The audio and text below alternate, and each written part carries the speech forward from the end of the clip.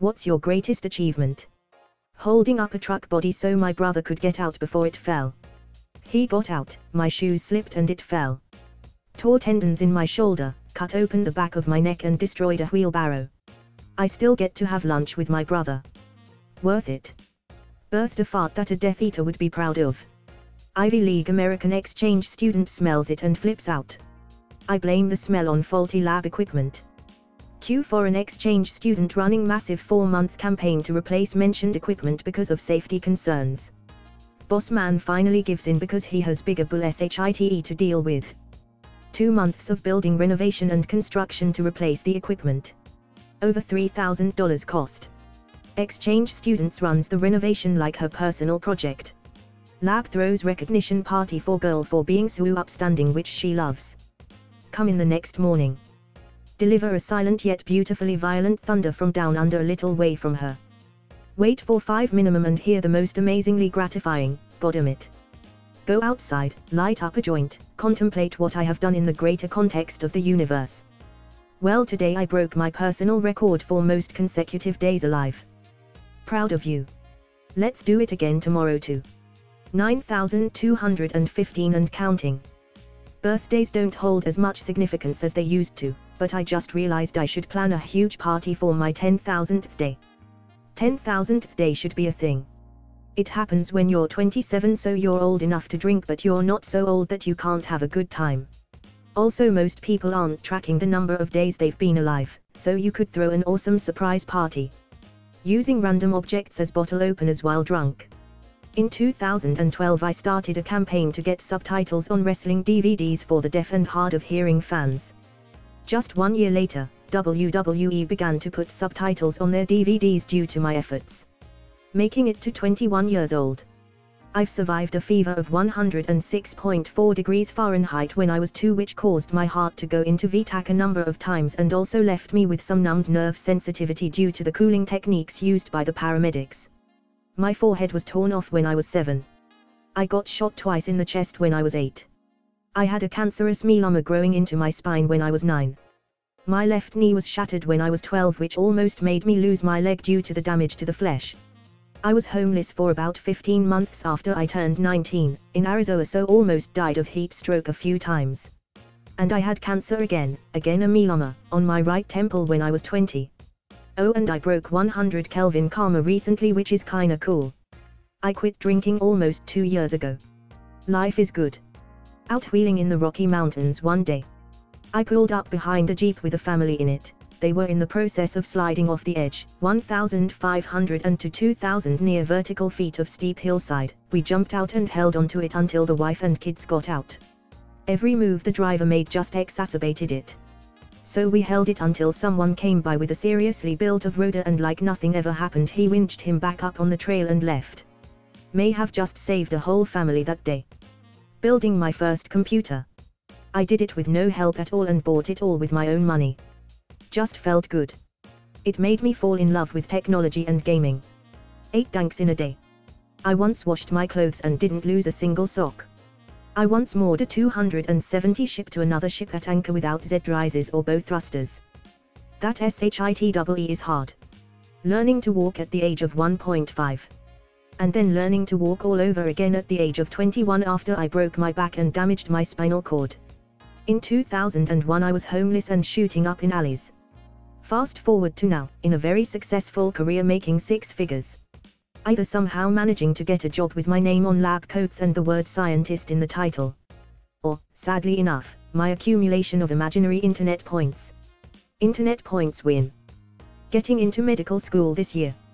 Gave a girl an orgasm so hard that she couldn't walk. It was like watching a newborn gazelle try to stand. 100 meters in QWOP. Cracked the engine behind Advanced Dungeons and Dragons 2nd edition. Figured out how to have any combination of class, race and abilities, with accurate reflection in experience point value, and challenge rating, which despite being 3rd edition was actually based on 2nd edition mechanics.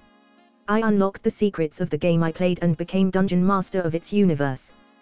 Then I got bored and hung up the dice. But there was a war, and we won. Edit, shite, in case the girl knows the Reddit name, my son. Graduating college.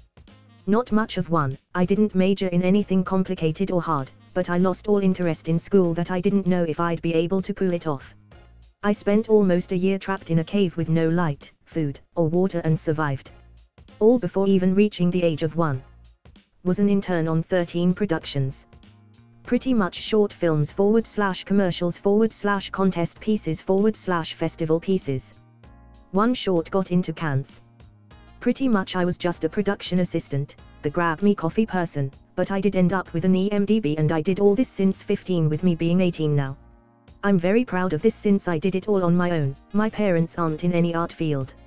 I just got up, found people making little shorts, joined them, sometimes got paid, didn't care, had fun and got experience. The thing is, even though it's small and ID stuff, I feel weird describing it to people. They're like film. Oh Hollywood. And I'm like, festivals. Skeptical smiley. And now I want a little summer job, but I feel weird putting in my job history. I don't even know how to put half the stuff down. Employer. This guy, but he was employed by this company to make a commercial, but I'm his assistant and he pays me. Dates employed 3 days, then a week one other time. It's like freelance. I guess I still work with him now and then. I just opt to leaving it out, but I want to take credit for my work. Neutral smiley. Organizing a depression awareness week for a charity where I also got to do a skydive to raise money. After my stepfather kicked me out of the house when I was 17, I finished high school by couch surfing at friends' houses, then went on to community college, and after that, finished my bachelor's degree in early childhood education at UTA. I'm not working as a teacher currently, but I feel like the odds were stacked against me, and everyone kept telling me that I was going nowhere. I now support myself and my 8-year-old daughter, and am doing great. Paying off my parents' debt from the IRS. It may not seem like much, but it was the first time I felt like I was able to really give back to them after raising me and making the sacrifices parents make and whatnot. I've never touched alcohol, drugs or cigarettes in my entire lifetime. I, a Finnish Canadian, decided to go do Finnish military service, starting in January. I understood almost nothing of the casual banter, and less than half of what I heard in orders. I was not in good enough shape, and I generally was cut out to be a washout. Somehow, I've made it through, with only 3 weeks left in my service. I was the first of my class promoted beyond the local equivalent rank of private, and I scored the best both on my specialty training test and the field test on our general skills. I now understand everything and speak Finnish at least well enough to get my point across. All it took was hard work and determination. I was diagnosed with a rare type of cancer back in 2008. I ended up going through a 22-hour surgery, and 55 units of blood, to have the majority of the tumor removed.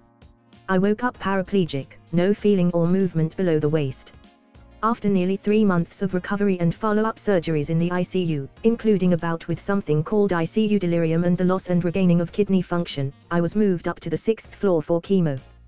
Due to the intensity of the chemo drugs aka poison I was given, I lost kidney function again for a time. Eventually, I regained function in one kidney, though the other one shut down pretty much for good. I also regained some feeling / movement below the waist by the time I was discharged. Limited feeling / movement down to my knees. Though I was released from the hospital, complications from my original surgery continued to plague me for some time, eventually costing me both legs just below the knee. Through it all, I fought like hell and I won. I am cancer-free for over 5 years now, which officially means I beat it.